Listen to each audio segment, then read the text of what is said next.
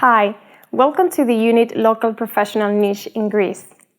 In this unit, we will see a brief introduction to the definition of local professional niche, an international overview of the market together with a general outlook to translation and interpreting market in Greece. Next, we will focus on the social and economic challenges as well as on the technological challenges, and finally on the professional opportunities. In the language industry, there has been a rise in the last decades thanks to globalization that has speeded up technological development and has given rise to a permanent need for bilateral communication. Nowadays, the formerly multifaceted translator has split into more specialized professionals such as terminologists, localizers, intercultural mediators, or project managers, among many others. So what are the trends of the market from an international point of view? The years 2020 and 2021 have been the scenario of a significant growth for the language industry. In fact, all sectors involved have played a key role in global communication and cooperation. Nevertheless, small and medium-sized companies have been the most affected, according to NIMSI. Remote interpreting, telemedicine, and media localization have been the most prominent sectors during 2020, sharing their projection in 2021. Given the restrictions in hospitals due to COVID-19 health crisis, over-the-phone consultations have given rise to over-the-phone interpreting. Likewise, in the media localization sectors, companies have experienced an average growth of 17.4% in 2020 compared to 2019.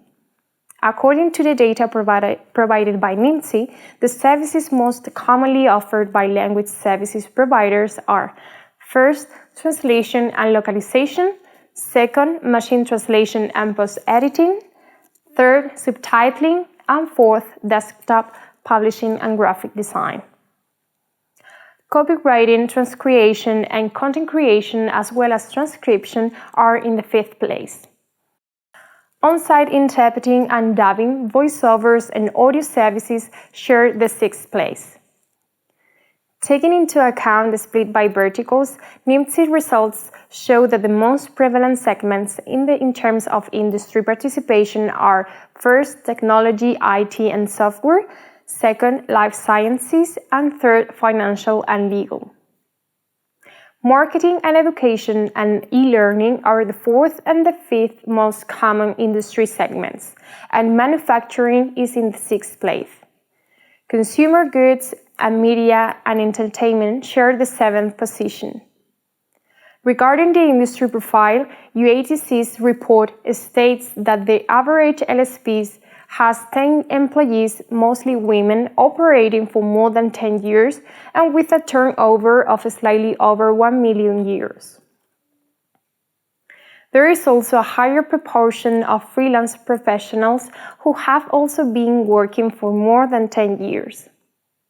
In addition, in NIMSI reports, it is also noted that the percentage of women leading companies in the language industry sector is above average compared to other sectors. If we focus on the translation and interpreting market, the scarcity of data on the situation of the translation and interpreting market in Greece makes it difficult to provide a clear picture. Nevertheless, the Greek market does not differ with respect to the European context.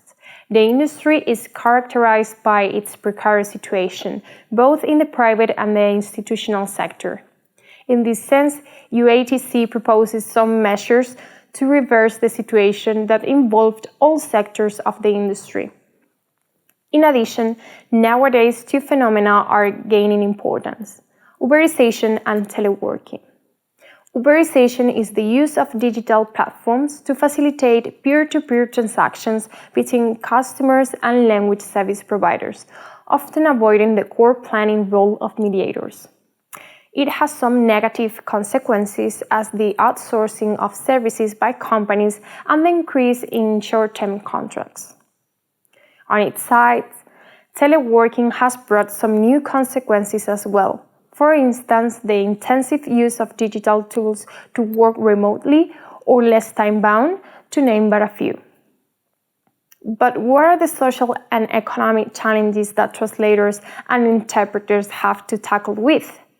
When it comes to the social and economic challenges for independent translators, a specific qualification is not required in the national scope, which entails that job opportunities are not enough to meet the demand. Besides, most professionals registered as translators or interpreters are self-employed. A negative aspect is that professionals have limited maneuver and negotiation with intermediaries. Prices cannot even be discussed, given the current European antitrust law.